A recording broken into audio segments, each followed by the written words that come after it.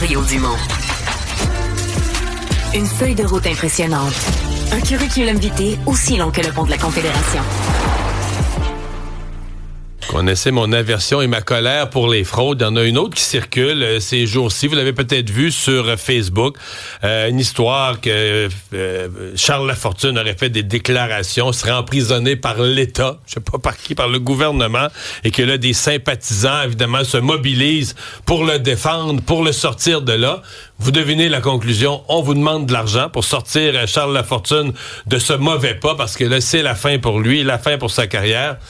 Il est avec nous et on lui parle pas à partir d'une on lui parle pas à partir d'une prison. Salut Charles. Hey, salut.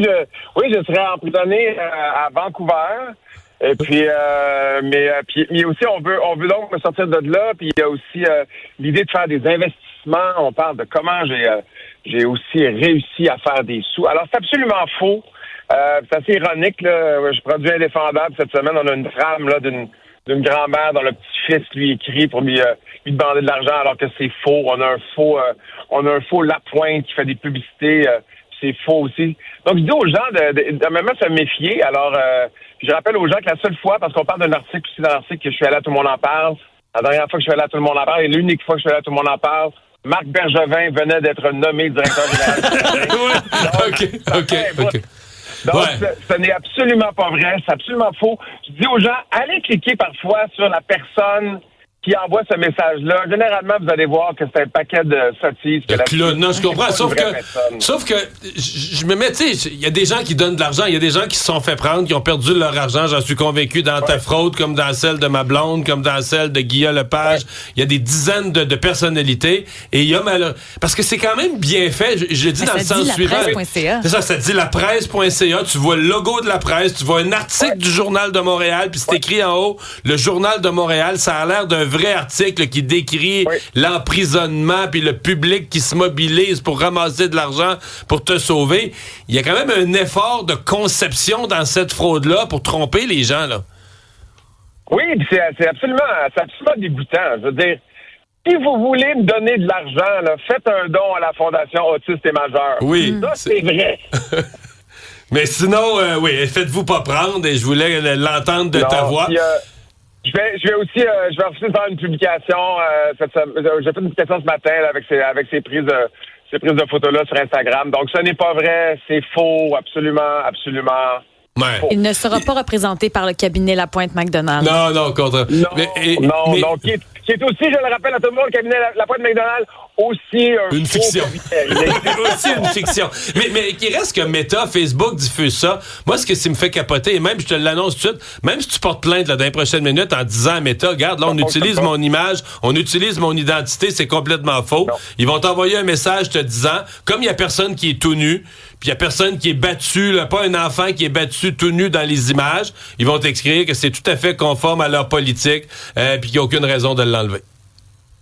Non, mais on vit dans un monde où le faux et le vrai se côtoient. Là. Est-ce que Donald Trump a dit ce matin que finalement c'était les Américains qui avaient gagné? Pas encore. Non.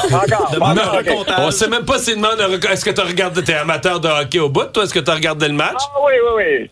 Moi, j'ai crié intérieurement parce que ça dormait dans la maison chez nous, mais j'ai crié fort quand Connor McDavid a compté. J'ai jamais été aussi fédéraliste que dans le dernier mois. Sais-tu quoi? T'as crié intérieurement. Moi, malheureusement, j'ai crié extérieurement et réveillé Mme Barrette. Du salon à la chambre à coucher. Hey, salut, merci. Hey, salut. Bye-bye. Salut. Bon, le palmarès des cégeps dans un autre ordre d'idée qui sort ce matin dans le journal et demain le palmarès complet. Beaucoup d'informations utiles et un gros questionnement sur la réussite des gars. Oui, d'abord, ce qui retient l'attention dans ce palmarès-là, c'est qu'il y a plusieurs établissements en région qui sont au sommet de la 4e édition. Des plus petits cégeps, oui, c'est ça qui me frappe, moi. Ben oui, Jonquière, Beauce-Appalaches, Rimouski, des cégeps qui réussissent à faire diplômer leurs étudiants bien au-delà des attentes. Par contre, l'autre statistique qui est vraiment impressionnante, puis t'as entièrement raison de le mentionner, c'est l'écart de diplomation qui se creuse entre les garçons et les filles. Chez les gars, 56%. Chez les filles, 69%. En raison de quoi, Mario? En raison de la pandémie. Et voilà, Tout est de la faute de la pandémie. 4e meurtre de l'année à Montréal. Un jeune homme abattu droit devant chez lui. Oui, et on a des détails, là, je vous en parlais hier. Donc, un jeune homme de 20 ans, tué par balle, était connu des milieux policiers pour ses liens avec un gang du nord de Montréal. On a son identité, l'individu, donc, Mouad Fakouri. Lui, il aurait eu des liens avec le gang 64. Ça, c'est une référence à la ligne de bus 64 qui sillonne Saint-Laurent jusqu'à... Je ne savais pas, c'est là qu'il y a maintenant des groupes, des gangs de rue qui ont des numéros de lignes d'autobus. Ben oui, ça a l'air à ça. Puis c'était un groupe, oui, on n'arrête pas le progrès. Le collectif, c'est l'avenir. Ben, tu sais, prochaine étape, le REM. Le gang REM. Le gang REM, il n'est pas dangereux. Non, ça il avance pas.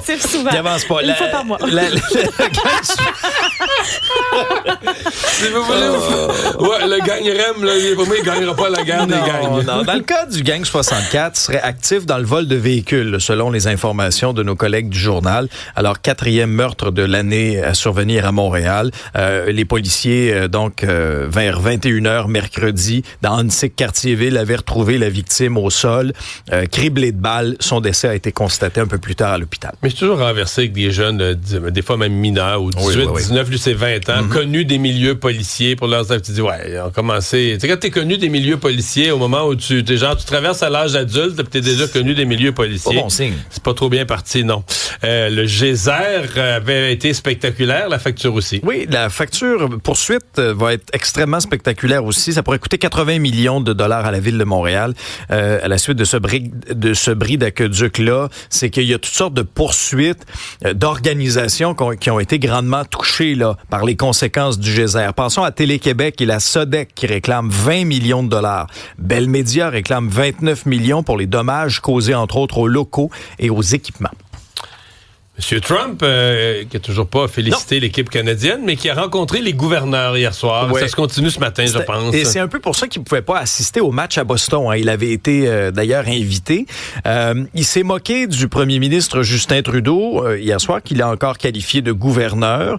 Il a réitéré son... 51e État. Bien sûr, oui. Il a réitéré son intention de faire le Canada le 51e État, racheter le canal de Panama, mettre la main sur le Groenland également. A fait le bilan de son premier mois de mandat. C'est un bilan quand même où il en a dépensé là, des Sharpies pour signer une soixantaine de décrets présidentiels. Il a vanté ces décrets notamment et il a dit que son but ultime était d'éliminer tout ce que Joe Biden avait mis en place et que selon lui, c'est la seule façon de remettre l'économie américaine sur la bonne voie.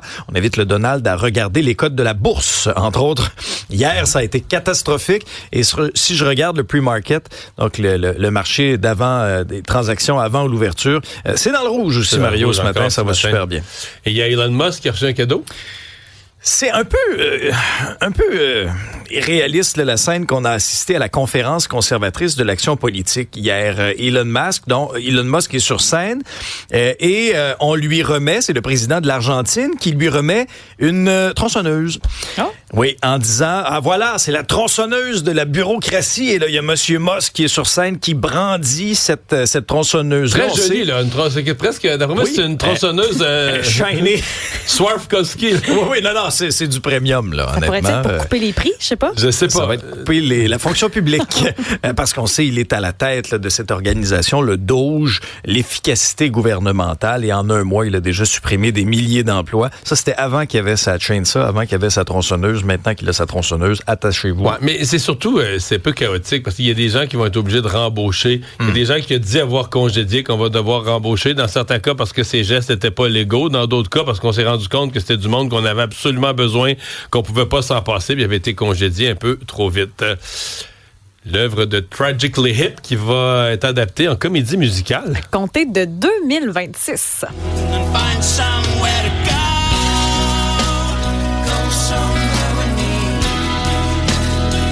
Ça va s'intituler It's a Good Life If You Don't Weaken. C'est le producteur derrière Come From Away, Michael Rubinoff. Donc, ça va être fait un peu sous forme de jukebox avec les plus grands classiques de Tragically Hip. Mais une comédie musicale, généralement, c'est comme du théâtre. Il y a un fond, il y a une histoire. Techniquement, oui. Est-ce que l'histoire, c'est juste l'histoire du groupe, puis on insère les chansons? Je sais que moi, j'avais déjà vu American Idiot, qui était une comédie musicale faite avec l'univers de Green Day, puis on se servait de la trame de Green Day pour faire une histoire, et c'est probablement comme ça qu'ils vont faire également avec la comédie musicale qui s'en vient, l'univers de Queen. Tu sais, on utilise les chansons de Queen, on en fait une histoire, mais pas nécessairement l'histoire du groupe. D'après moi, c'est pas autobiographique. Okay. En tout cas, c'est pas ça que je lis présentement. Puis on sait que Tragically Hip, il y a eu une série documentaire là, sur Prime Video, entre autres, ça avait été présenté au Festival international du film de Toronto. Donc on sent qu'il y a quand même, un retour. Là, il y a quelque chose qui se passe autour de ce groupe canadien. La première va être présentée au Théâtre Aquarium à Hamilton en 2026. Je sais qu'il y a une ouverture de casting qui est faite là, en mars, peut-être. Il pourrait y avoir des Québécois qui auditionnent, qui sait. Mm-hmm. Mais ils ont beaucoup de matériel. C'est pas un groupe que j'ai suivi tant que ça, mais est-ce qu'ils ont assez de hits? Parce qu'à un moment donné, tu dis, tu fais ça... je sais pas, il faut que tu aies au moins 12, 15 chansons très connues, non? C'est sûr que c'est pas un groupe qui a fait les top 40 à la radio, par exemple. Tu sais, on parle de Green Day, Queen, nous autres, on les a beaucoup entendus dans les grands publics. Plusieurs hits, là, des gros, puis des moyens hits quand même très connus. Mais je sais pas si tu vas voir ça, puis qu'il y a à moins que ça s'adresse juste aux fans de Tragically Hip du groupe qui connaissent tous les albums, mais ça me paraît un public, en tout cas au Québec, restreint, plus niché. Mais en même temps, ça peut peut-être donner un second souffle à l'univers. Ceux qui aiment ce genre d'approche comédie musicale, peut-être que ça peut faire découvrir à un autre public, justement, ces pièces-là, les arranger autrement. Dans le cas de Green Day, c'était très orchestral, là. C'était vraiment autre chose. J'ai trouvé ça bien intéressant. Donc oui, à voir, je suis curieuse. Moi, j'espère qu'ils vont passer au Québec puis qu'ils boudront pas comme plein d'autres artistes, là, comme Beyoncé, Taylor Swift. Faites pas ça. Ouais. Est-ce que je comprends qu'on aura une fin de semaine belle pour profiter de la neige, de ceux qui aiment les sports de glisse? On peut faire le ménage, le ranger à cagoule, la laver un petit peu. Dissiper le manteau aussi parce que les températures vont être près du point de congélation. En fin de semaine, -3 samedi, -1 dimanche. On va même dépasser le point de congélation en début de semaine. C'est beau, grosso modo. Le soleil brille, un petit peu de nuages. Ça se pourrait qu'il y ait de la neige dans la nuit de samedi à dimanche. Pour l'instant, on dit neige intermittente pour la grande région de Montréal. Mais en fin de semaine, il n'y a pas grand-chose à noter, là. Donc, une petite pause, un petit moment de répit. Et donc, température plus douce, neige qui fond tranquillement.